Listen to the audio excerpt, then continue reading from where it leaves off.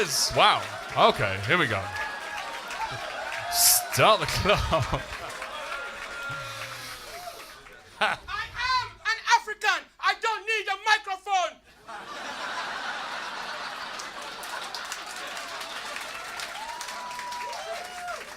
Most English comics, when they come on stage, they tell you they're happy to be here. Look at me. I'm Scottish. I'm very, very happy to be here.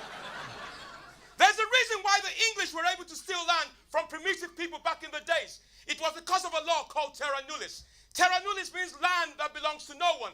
Land that belongs to no one. And I have been using that same law to claim land across the United Kingdom.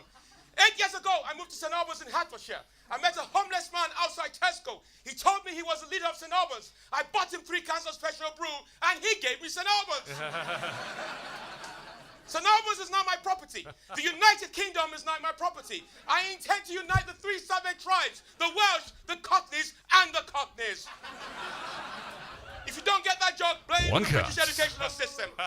My name is President Obonjo of Last Republic. I'm a self-proclaimed leader, an African dictator, now living in St. Albans in Hertfordshire. 2 cards. I love the train journey from Kingston to St. Albans because everybody thinks I'm getting off at Luton.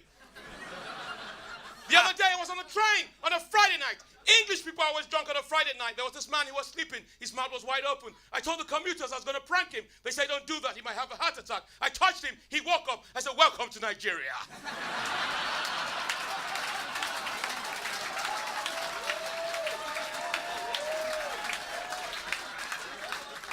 I used to be one of the funniest dictators in the world. Since the 20th of January, Donald Trump has taken my throne. Donald Trump is just like an African dictator. Let me tell you why. During the elections, he said the elections were being rigged. That's what African dictators say. Number 2, he said he was going to put his opponent in jail. That's what African dictators do. Number 3, he has appointed family members into the government. That is what African dictators do as well. You see, the comedy industry doesn't take me seriously as a comedian. They think I come from uniformdating.com. I never knew there was a website called uniformdating.com, so I registered. African dictator looking for a 10th wife, and I found one right now. You see, this character's consumed me, taking over my life. You see, the other day, I went to Liverpool outside London, performing for 350 people. They really enjoyed my performance. Driving on the M6 in this uniform, saying they loved me. Driving on the M6 in this uniform, saying they loved me. Guess who stopped me? The police. He came towards me. He said, hello, sir. I said, hello. He said, keep serving this country. I said, I will. And he asked me to go. I don't think you realize how important I felt. The relationship between the black man and the police is always very complicated. So when my black friends tell me that there's racism in the United Kingdom, I say, wear an army uniform, you fucking get away with it.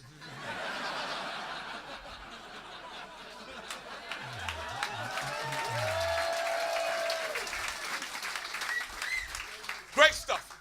Every time I say great stuff, I'm trying to remember my fucking lines. Great stuff.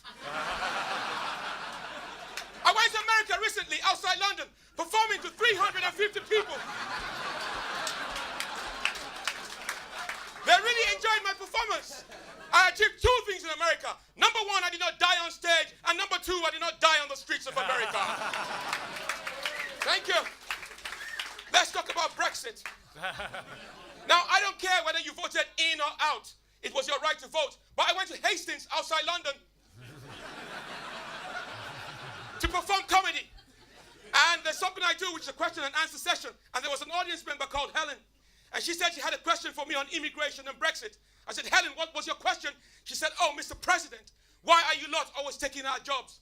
The room went really quiet. I said, Helen, what do you do for a living? She said she's a foot massage therapist. I said, what does that entail? She said, massaging people's feet. I said, you think I've come all the way from Nigeria to take your job as a foot massage therapist?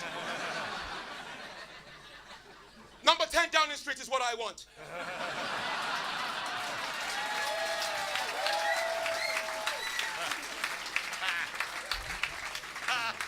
Great stuff.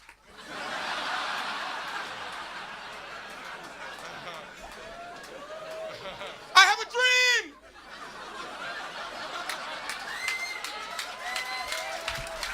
Not a wet dream, a political dream. That I got fed up over Theresa May government, and I appointed the following people to my cabinet. Deputy President, Trevor McDonald.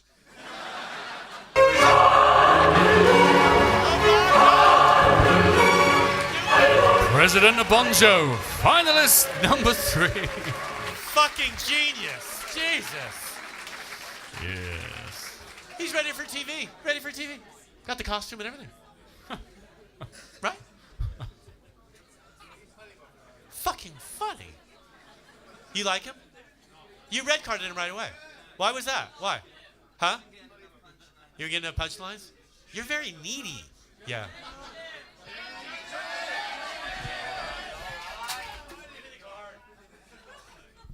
All right. What about you, sir? Where are you from?